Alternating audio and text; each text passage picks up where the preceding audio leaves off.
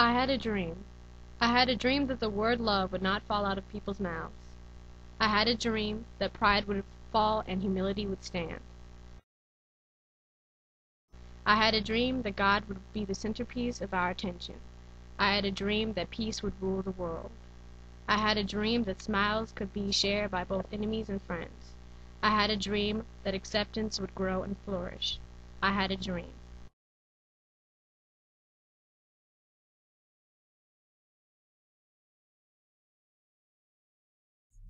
Dirt is under roads, buildings, sidewalks, and more. It helps trees and other plants grow and provides a safe home for many animals and insects. Every day it's walked all over and tossed around. People often take it for granted. I may seem like a nuisance, but I guarantee that I am a necessary part of life. Still, many people say, "Oh, it's just dirt."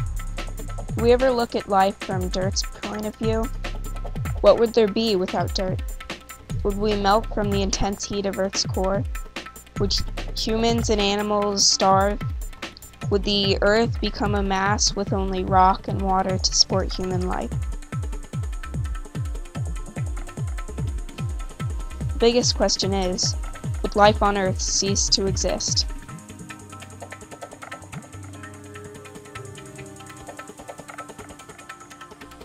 The answer? We may never know.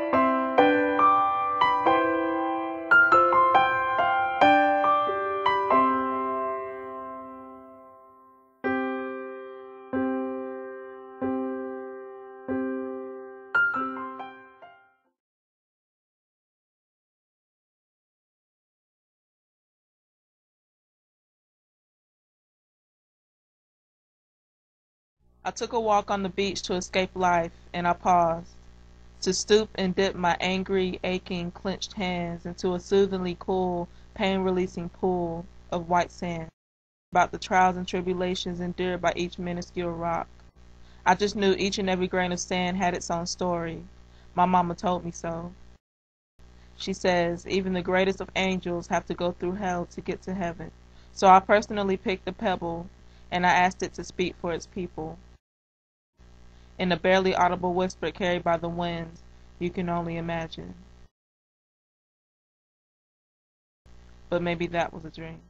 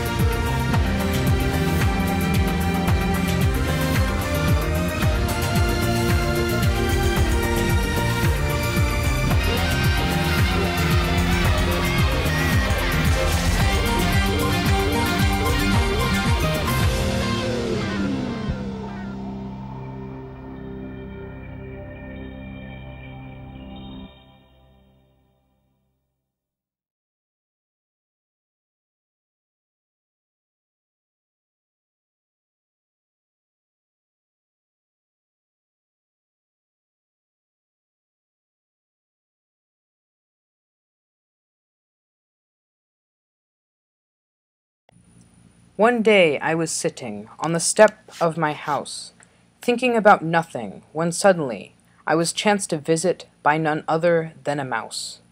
Said the mouse, I have come to you now to tell you quite plainly that you shall no longer sit here in vainly, and from this moment now and all that will follow, you shall no longer be like an unladen swallow. Your new purpose in life, you it will befit, is simply to contemplate the existence of a crumpet. And with that he was gone, like he'd never been there, but in his wake he left one single hair. It took me a moment to think over his words, and once I had done so, they seemed so absurd. But then I felt a strange feeling slowly come over me, and when I thought over his words again, they filled me with glee. For here was a chance to prove to the world that I was not just some odd stranger always in a dream world. And so I embarked on an adventure of wit to contemplate the existence of a crumpet. To begin my adventure, I needed to know the definition of my quarry, and so, without slow, I turned to such authors as Dickens and Poe, as Twain and Thoreau.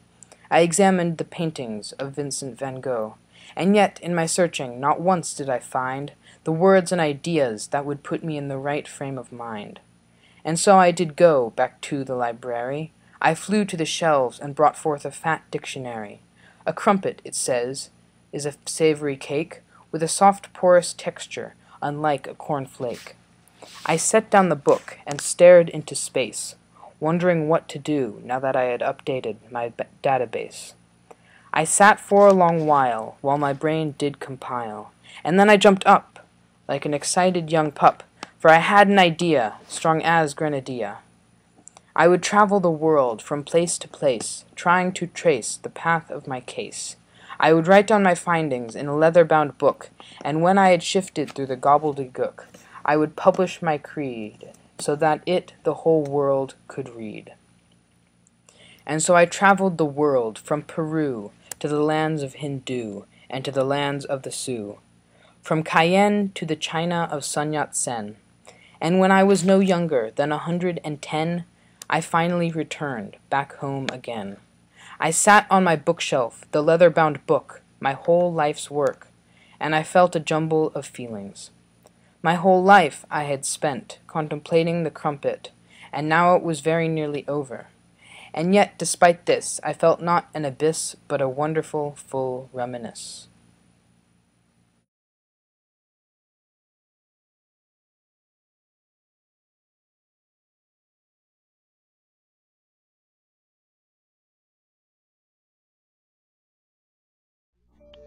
When I was 4 years old, I first started helping my Aunt Barbara with baking cakes.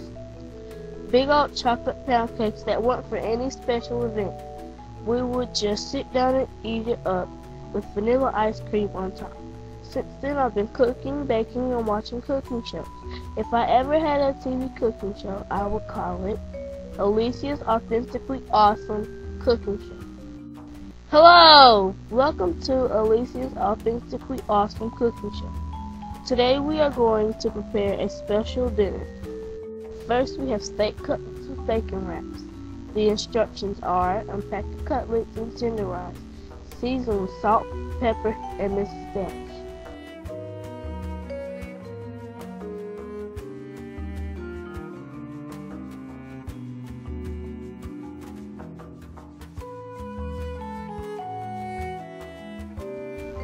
Let bake for 45 minutes. Take out and let rest. Now we are making pasta with cheese sauce. I melted 3 different cheeses for the sauce and put it all together. I've already prepared this. Just so you know, you have to boil the pasta in water with salt. Now for dessert, take Dunkin' Hines brownie mix. Let bake for 25 minutes at 350. Put ice cream in between 2 small pieces of brownie, topped with M&Ms. Enjoy! Thanks for watching. Now it's time to sit down and eat it all up.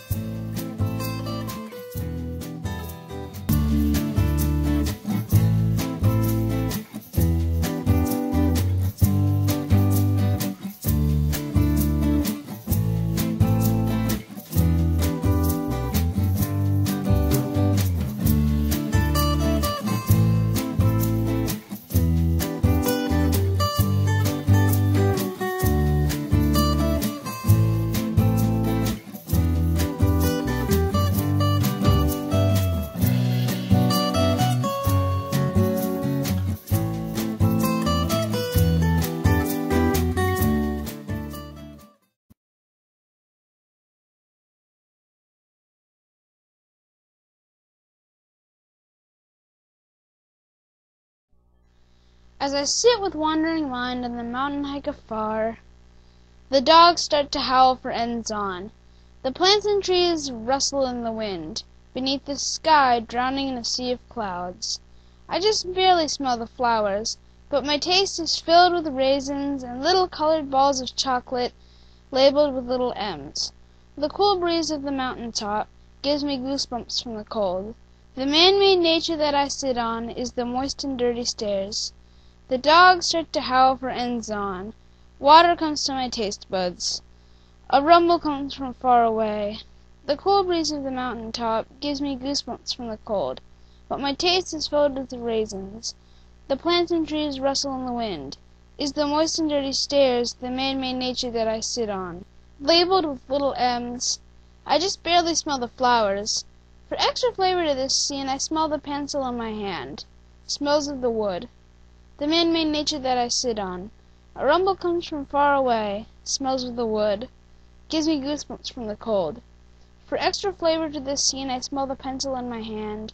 Beneath the sky, drowning in a sea of clouds, as I sit with wandering mind on the mountain hike afar.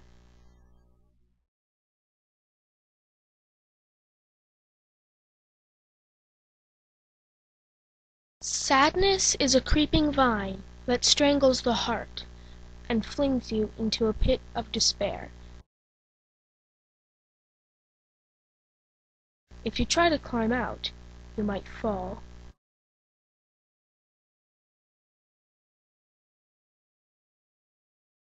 Sometimes it turns into anger burning inside. If you let it stay, you might turn to ashes. So let it go, and happiness will find you, so you can fly.